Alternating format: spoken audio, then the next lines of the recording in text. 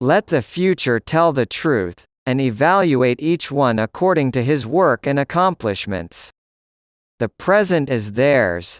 The future, for which I have really worked, is mine. I do not think you can name many great inventions that have been made by married men. Today's scientists have substituted mathematics for experiments, and they wander off through equation after equation, and eventually build a structure which has no relation to reality. I do not think there is any thrill that can go through the human heart like that felt by the inventor as he sees some creation of the brain unfolding to success. Such emotions make a man forget food, sleep, friends, love, everything. Every living being is an engine geared to the wheelwork of the universe. Though seemingly affected only by its immediate surrounding, the sphere of external influence extends to infinite distance. In the 21st century, the robot will take the place which slave labor occupied in ancient civilization. Our virtues and our failings are inseparable, like force and matter. When they separate, man is no more. The scientists of today think deeply instead of clearly. One must be sane to think clearly, but one can think deeply and be quite insane. The spread of civilization may be likened to a fire. First, a feeble spark, next a flickering flame, then a mighty blaze, ever increasing in speed and power.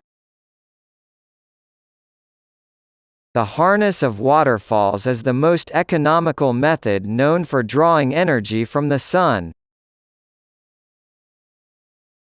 The feeling is constantly growing on me that I had been the first to hear the greeting of one planet to another.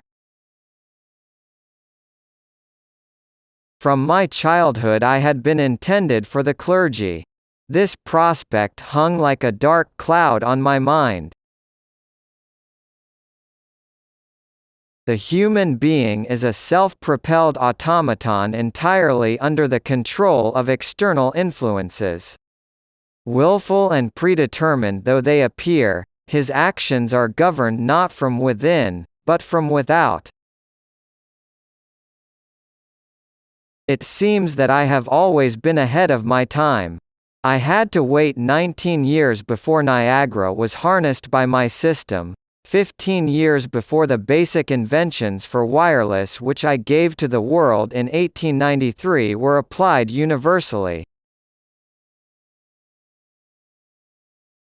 In a time not distant, it will be possible to flash any image formed in thought on a screen and render it visible at any place desired.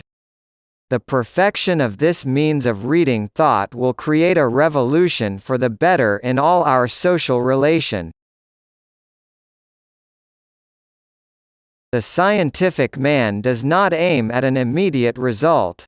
He does not expect that his advanced ideas will be readily taken up. His work is like that of the planter, for the future. His duty is to lay the foundation for those who are to come. The Secretary of Hygiene or Physical Culture will be far more important in the cabinet of the President of the United States who holds office in the year 2035 than the Secretary of War. There is no memory or retentive faculty based on lasting impression. What we designate as memory is but increased responsiveness to repeated stimuli. The history of science shows that theories are perishable. With every new truth that is revealed we get a better understanding of nature and our conceptions and views are modified. There is no conflict between the ideal of religion and the ideal of science. but science is opposed to theological dogmas because science is founded on fact. To me, the universe is simply a great machine which never came into being and never will end. I constructed a laboratory in the neighborhood of Pikes Peak. The conditions in the pure air of the Colorado mountains proved extremely favorable for my experiments, and the results were most gratifying to me. If we want to reduce poverty and misery, if we want to give to every deserving individual what is needed for a safe existence of an intelligent being, we want to provide more machinery, more power. The primary source of our many-sided energies. As in nature, all is ebb and tide, all is wave motion, so it seems that in all branches of industry, alternating currents, electric wave motion, will have the sway. Of the various branches of electrical investigation, perhaps the most interesting and immediately the most promising is that dealing with alternating currents. The earth is bountiful, and where her bounty fails, nitrogen drawn from the air will refertilize her womb. I developed a process for this purpose in 1900. It was perfected 14 years later under the stress of war by German chemists. The universal utilization of water power and its long-distance transmission will supply every household with cheap power and will dispense with the necessity of burning fuel. We wind a simple ring of iron with coils. We establish the connections to the generator, and with wonder and delight we note the effects of strange forces which we bring into play, which allow us to transform, to transmit and direct energy at will. The trend of opinion among eugenists is that we must make marriage more difficult. Certainly no one who is not a desirable parent should be permitted to produce progeny.